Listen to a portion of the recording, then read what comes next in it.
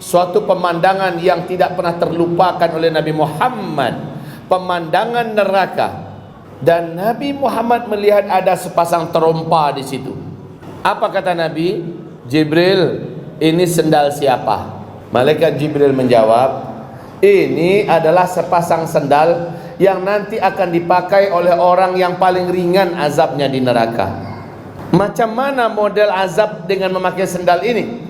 Maka diceritakanlah kepada Nabi Muhammad sallallahu alaihi wasallam, dulu pernah Nabi Idris diajak juga lihat-lihat neraka, dan dia juga bertanya, ini sendal untuk apa? Untuk dipakai oleh orang yang azabnya paling ringan dalam neraka. Apa sih hebatnya memakai sendal ini sehingga dia layak menjadi azab? Engkau takkan sanggup mencobanya. Izinkan saya mencoba. Jangan, kata malaikat, kamu takkan sanggup. Terjadi apa-apa pada dirimu, jangan salahkan saya. Dan sebentar, kalau kamu ngotot mau pakai, saya akan minta dulu pada Allah izin. Singkatnya, Allah mengizinkan, tetapi jangan salahkan siapa-siapa. Nabi Idris meletakkan kakinya di atas, mencoba pakai terompa itu. Ini dasar terompa, ini kulit kaki Nabi Idris. Baru saja kulitnya ini menyentuh, baru saja, belum ditekan ya, isi benak dalam batok kepalanya menggelegak, dan dia pun mati di tempat. Setelah Allah bangunkan kembali, Allah hidupkan dia kembali, nyesal dia dan tidak pernah kepengen coba lagi. Itulah dia, kai Muhammad, azab orang yang paling ringan kelak di dalam api neraka jahanam ini. Dan tahukah tuan-tuan, bapak ibu, siapakah orang itu? Dan ini membuat Nabi Muhammad tercengang. Yang akan mengenakan sepasang terompah ini kelak adalah pamanmu, hai Muhammad. Siapa paman Nabi yang sangat gigih memperjuangkan dakwanya Nabi? Siapa namanya? Abu Talib. Seumur hidupnya sampai dia meninggal, dia bersama di pihak Nabi Muhammad SAW. Cuma sayang, sampai dia meninggal, sampai akhir hayatnya, dia tidak mau mengucapkan asyhadu an la ilaha illallah. Padahal habis-habisan membela Nabi Muhammad. Menjelang dia meninggal, Nabi Muhammad merayu pamannya, paman, ucapkanlah kalimat asyhadu an la ilaha illallah, paman.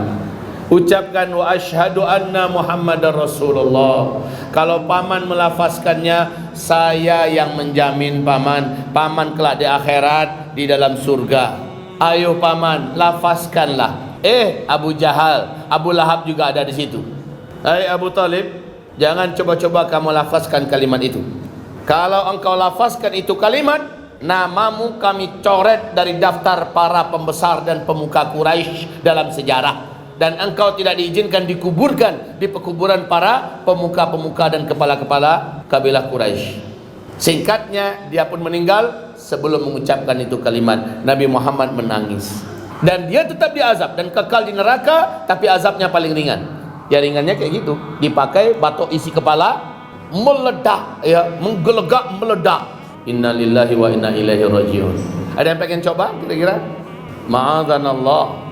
Bapak-bapak dan ibu-ibu yang kami muliakan, sepulang dari Isra Mi'raj, Nabi pun menceritakan. Awal-awal Nabi kumpul-kumpulkan dulu. Kumpul, seluruhnya kumpul, dengerin. Ada berita hebat. Orang pun kumpul, orang-orang beriman, orang-orang kafir semuanya kumpul. Malam tadi saya baru saja melakukan perjalanan dengan kehendak Allah ke Masjidil Aqsa, dan saya sholat 2 rakaat di sana. Ketawa langsung Abu Jahal, ketawa Abu Lahab. Satu malam selesai ke Masjidil Aqsa, balik lagi. Dan setelah itu saya pun diajak menuju ke langit yang ketujuh, sampai di Sidratul Muntaha, sampai di Baitul Ma'mur, dan saya berjumpa dengan Allah Rabbul Alamin. Makin besar ketawanya Abu Jahal, Abu Lahab. Jadi kalau ada orang yang diceritakan sesuatu yang baik, sesuatu yang benar, sumbernya Al-Quran, sumbernya dari Allah, dari Rasulnya, ketawa dia, Abu Jahal itu. Abu Jahal, Abu Lahab. Setelah Nabi menceritakan itu, apa kata Abu Jahal, Abu Lahab? Waktu yang tepat, sekarang saatnya. Orang dimanapun sebumi ini takkan percaya. Masa iya dari Makkah ke Masjidil Aqsa, bahkan sampai ke langit ketujuh, turun balik hanya dalam 1 malam. Semua orang pasti akan tidak percaya, dan orang yang mengatakan itu akan dicap gila. Sekarang saatnya kita bawa kembali pengikut-pengikut Muhammad yang setia-setia itu keluar dari agamanya. Semangatlah Abu Jahal, Abu Lahab. Siapa dulu nih yang kita datangi? Temennya yang paling kental, temennya yang paling dekat, Abu Bakar. Ayo kita datangi Abu Bakar. Kalau Abu Bakar sudah berhasil kita bawa tarik balik kepada keyakinan lama, semuanya yang lain pasti akan keluar dan tidak akan percaya dengan kejadian ini, lalu mengingkari Muhammad. Mulailah mereka datang pada Abu Bakar, lalu mereka ceritakan, Abu Bakar, gimana menurut ente? Ada orang ngaku-ngaku bahwa dia sudah ke Baitul Maqdis di Palestina dalam satu malam. Oh ya? Emang ada orang kayak gitu? Terus nggak tanggung-tanggung katanya, dia langsung naik ke atas langit sampai ke lapis langit yang ketujuh. Terus dia katanya ketemu dengan Rabbul Alamin, Allah Subhanahu wa Ta'ala. Terus dia katanya lihat-lihat dalam surga dan juga lihat-lihat neraka, lalu turun balik sebelum subuh dan nyampe. Siapa yang menceritakan kepada ente? Kata Abu Bakar kepada Abu Jahal, Abu Lahab.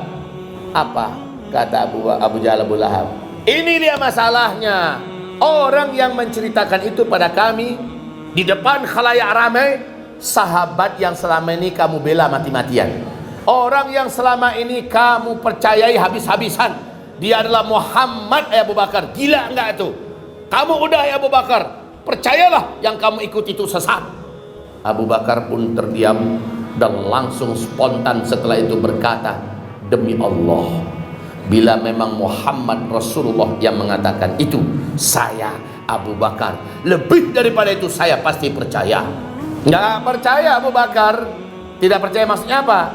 Bahwa yang dikatakan Nabi Muhammad pasti benar.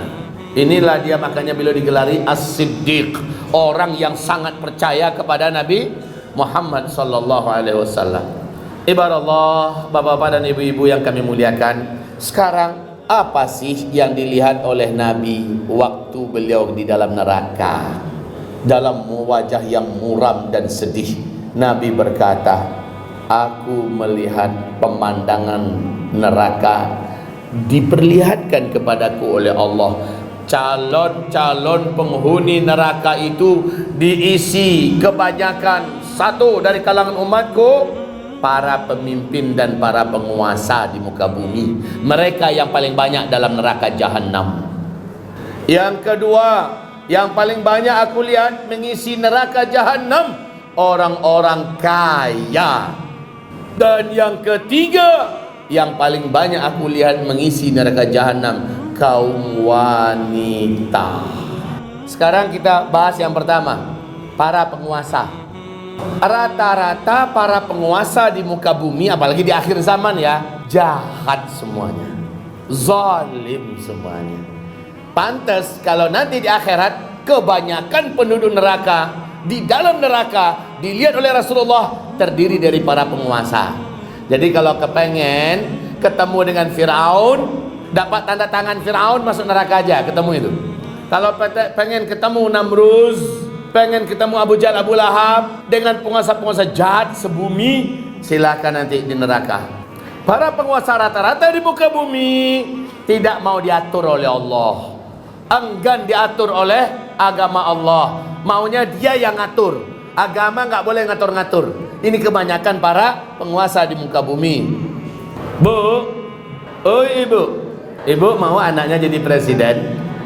Mau tuh, normal. Ibu mau anaknya jadi menteri, bu? Mau. Ibu mau anaknya jadi gubernur, anggota dewan? Kok jadi berubah, Pak?